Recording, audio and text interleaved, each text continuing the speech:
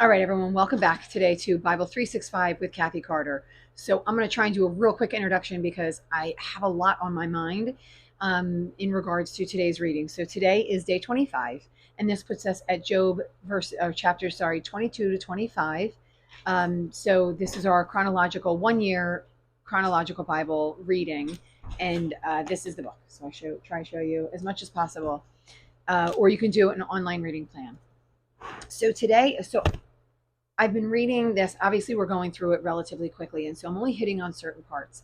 And each time I read it, more and more things sort of start to show themselves, which I think is the purpose of reading it and reading it fast. I would love at one point to read it start to finish all in one sitting because I'm sure certain things are going to come up in the next few chapters that are going to even surprise me even more. So, what I wanted to do today was there's a lot of going back to go forward today. So I was I've been thrown off by some of the reading because some of it sounds right and some of it sounds wrong, and that's been a real challenge for me because how do I know, right? Like, so how do I know if I were to cherry pick some things out of here, which I'm sure that people do all the time?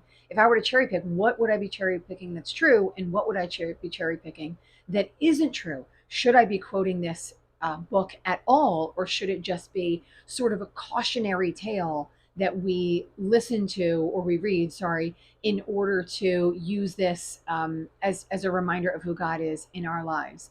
And I'm saying that because a lot of what I'm reading, especially through the friends, is untruth, right? Maybe it's pretty close. Maybe a little bit here and there is true, but a lot of it, and the more I'm reading it, seems untrue.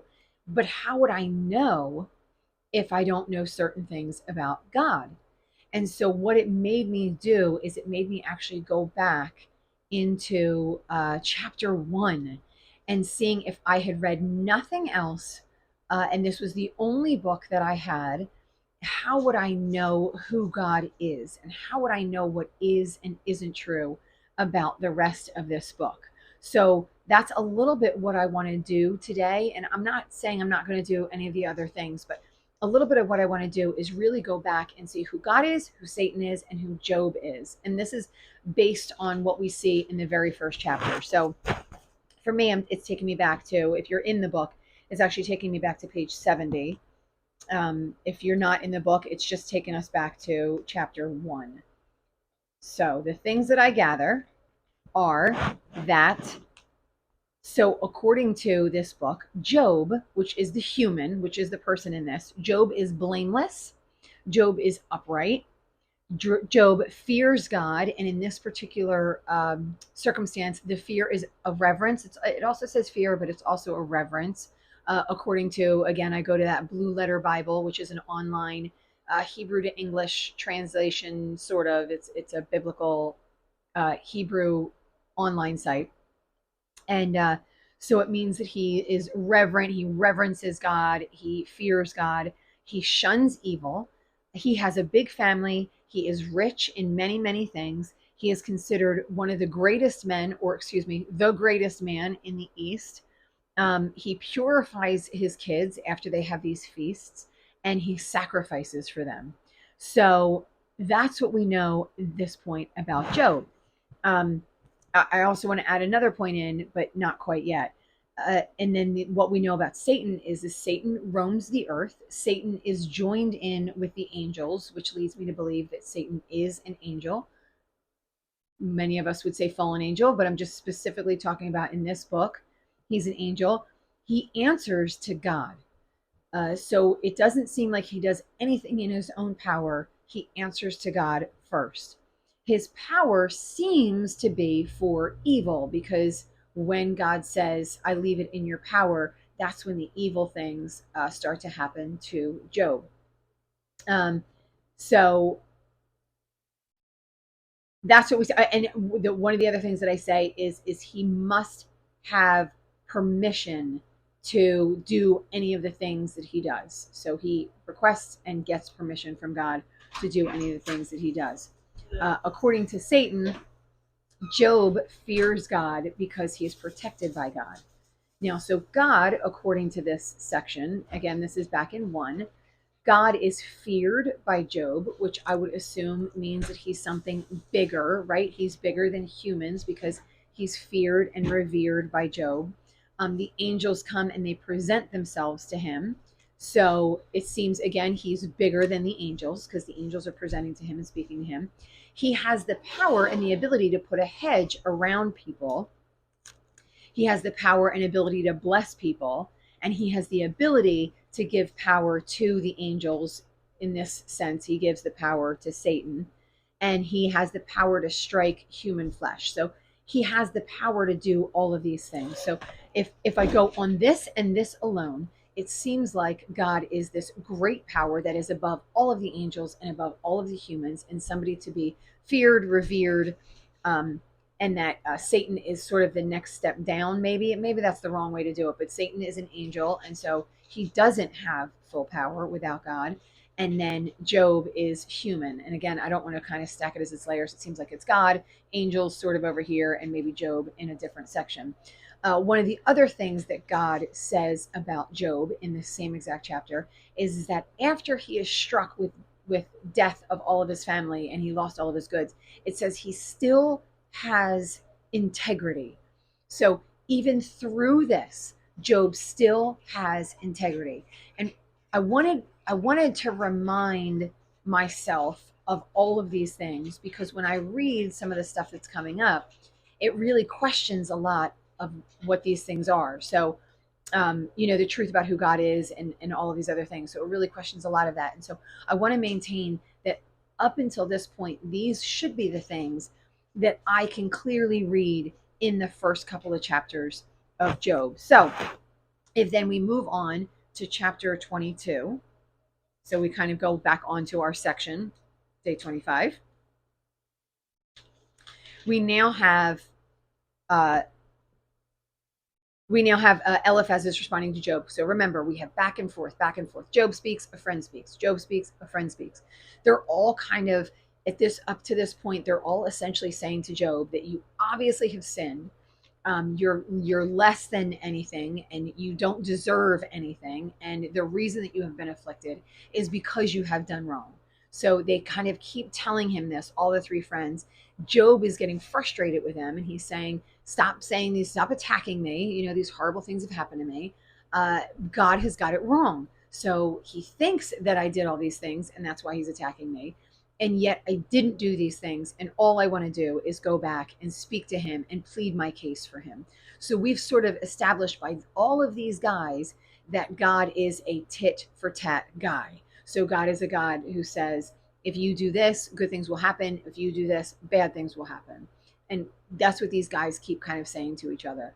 I feel like Job isn't denying that that's true. He's just denying that he did anything wrong and deserving of this punishment.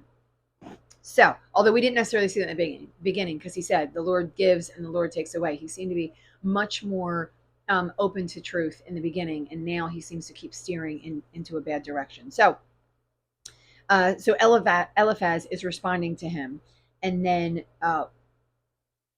in verses 2 and 3, and this is where this is what brought me back to the beginning, because it says in verse 2, can a man be of benefit to God? Can even a wise person benefit him? What pleasure would it give the Almighty if you were righteous? What would he gain if your ways were blameless? And then he says it's for your piety that he rebukes you. So then he starts going on again about his sinful nature, about how sinful he is. I'm not necessarily saying that God would gain anything from his righteousness, but they're spinning it. That's not. God does say that he's blameless, right? So God does say that Job is blameless and that Job fears him and reveres him. So they're seeing God in a bad way. They're acting like anything and everything that we do would be worthless. And that's not what God says. God asks Satan to see Job because Job is blameless and righteous and fears God, right? So he's saying, like, hey, have you seen how great this guy is? So saying any of these things, I think that that's not true about our God. I think God loves when we do righteous things for the love of God because we fear him, right? Because remember, Job reveres God. He fears him. So it's not that he's doing it just because these are things that he was told he was supposed to do. He loves and honors God. When he prays for his sons and sacrifices, I shouldn't say prays because he sacrifices for his sons. It's because he wants his sons to be blameless to a God that he loves. So he has specific reasons in his heart for why he's doing this. And so I do think that God looks on that in a good way. I'm not saying he rewards us for it. I'm saying he looks on it in a good way. So when I say that, I think that this Eliphaz is getting it really wrong. And then again, he sort of goes into this next section of saying that Job is sinful and he's not doing any good. And then he rebukes him for his religiousness. He lists a whole bunch of Job's sins. So he says that you did this, you didn't feed the poor, you didn't do this, you didn't do that. And then in verse 21, he says, submit to God. Here we go again, because he keeps saying this. Submit to God and be at peace with him. In this way, prosperity will come to you. So he's saying, if you just submit, you're going to be prosperous. He has been submitted to God. According to God, he has been submitted to God from the beginning. And so we can see that that isn't true. That's not an honest observation about God. All right. So I want to move on to Job 23 because now Job is replying once again. He's answering Eliphaz, and I would say he's answering all of them. So verses 1, like I said, Job is replying in this situation. And then he said, because he says, oh, even my complaint is bitter. So he's still upset. And he's discussing about asking God why. He wants again to kind of go to God and say, why are you doing this? I'm innocent. I didn't do these things that you think that I did. And in verse 7, it says, so in front of God, the upright can establish their innocence before him. And there I would be delivered forever from my judge. If only I could tell God the truth of the situation, he will deliver me. Going back to chapter 1, God knows, and he has not been delivered from any evil that has happened to him. But God knows. So an untruth. In verse 8, it says that Job can't seem to find God. So he's looking for him, but he can't seem to find him. But he still fears them.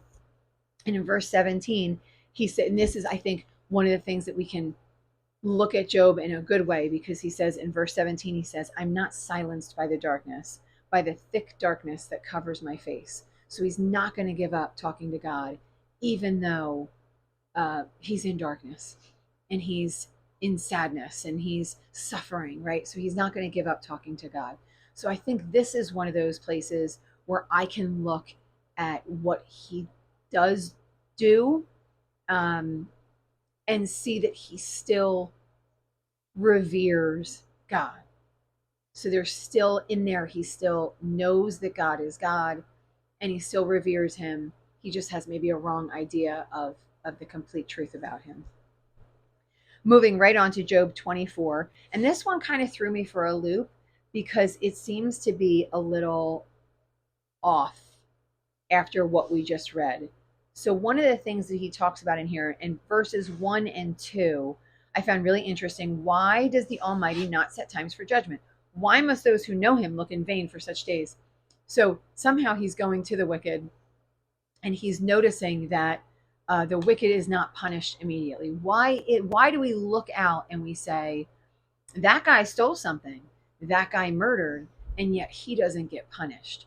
Why do we have to wait for any of those things to happen? So then he goes on and he talks about some of the wicked things that people do and then some of the ways that it hurts other people. So if I look in verse 7, it says the way that evil hurts other people is they then lack clothes and they spend the night naked. They have nothing to cover themselves in the cold. So due to evil behaviors, we see a lot of brokenness and sadness in the world. You guys see my dog right behind there coming in for a visit. So that's one of the things that he shows that I think is a really great visual uh, of of what it looks like when evil is able to run amok in this world. And you have to be real that we see it every single day and every single day. And I fear, I wish that more people read this book, because I fear that one of the reasons that we don't believe, that we don't have faith, and we don't recognize that God is loving is because the evil can run amok in the world. Right now, in the world, there are wars happening in more than one place. And for this generation, I know they've, and not mine because I'm a little bit older, but for this younger generation, this is some of the first wars that they've really seen. And I think uh, we can't even recognize good and evil in this, right? We can't really seem to figure out who's the good guy, who's the bad guy. Are they all good guys? Like, it's just evil has run amok and we've lost our way. We don't even know what is good anymore, and we don't even know what is pure wicked anymore. So we're lost and we're floundering. And I think a lot of it is because we have lost the image of who God is and what according to God is good and what according to God is evil. Um, which I may have mentioned on more than one occasion, but these things happen still in this world. This stuff really still happens. People are really hurt and devastated, and people that love God and people that are faithful, they get hurt and they get broken because of wickedness being allowed to run amok, and because the wicked are big and mighty in power a lot of times. They run nations. They run countries. They run mega $1 million businesses. And so we wonder, how can they not be punished for all that they do wrong? If I only pray, won't they be punished? And it's just not the reality. Another visual is in verse 12. The groans of the dying rise from the city, and the souls of the wounded cry out for help. But God charges no one with wrongdoing. And there are days where I just think it's not fair. It's not right. How can these how can how can this not immediately stop and they immediately be punished? Didn't I ask for that to happen? Didn't I ask for the wicked to be punished? Don't I honor God? And don't I revere and fear God? Why isn't he fulfilling these promises that he made to us, that evil will eventually go away? But there is hope in something that when we follow here. What he notices is that eventually, again, this is why that verse 1 is important, talking about timing. Eventually, these things do happen, right? So, verse 18, he says, the evil, their foam on the surface of the water, their portion of the land is cursed, so that no one goes to the vineyards. The wicked are no longer remembered, but are broken like a tree. So what we see is, he says in verse 23, he follows up and says, he may let them rest in a feeling of security, but his eyes are on their ways. So he recognizes that there eventually will be a punishment. It might not be anything that we see, but God will eventually fulfill his promise and punish the evil. And then I just want to finish up in our last chapter, which is Job 25, where Bildad responds. His other friend is responding to him. And this chapter makes me crazy. Going back to chapter 1, Bildad says here, dominion and all belong to God. Yes. He establishes order in the heights of heaven. Yes. Can his forces be numbered? No. On whom does his light not rise? Great. All of these things. How then can a mortal be righteous before God? He's saying this to Job, saying, you're not righteous before God. But Job says, or God says something different in chapter 1. How can one born of a woman be pure? I don't know if we're necessarily saying that. Even the moon is not bright and the stars are not pure in his eyes. How much less a mortal who is but a maggot, a human being who is only a worm? I'm going to argue that God does not say that. God does not say that we are human maggots and we are worms. He says to Satan that Job is blameless and upright, fears God, and shuns evil. I want to remember that. I want me to remember that that is true, and I want obviously you guys to read it and to see what it says and to see what you guys think when you read that. Do you see this same reality that when we are upright and we love and we honor God, he notices? Did you notice my servant Job? He notices, he sees us, he doesn't forget us, and he doesn't forget the wicked either. So he remembers them as well. I'm ending on that note. So finishing up in verse 25, and then tomorrow we are going to start 26 on day 26. I'm hoping that there is some more stuff in there that we can read that maybe it'll, again, we're going to see, maybe God will respond soon, but we will see what happens when that comes. I want you guys to keep reading. I want you to like and to subscribe and to share this channel with as many people as possible. I would love all of us to be reading God's word together. See you next time.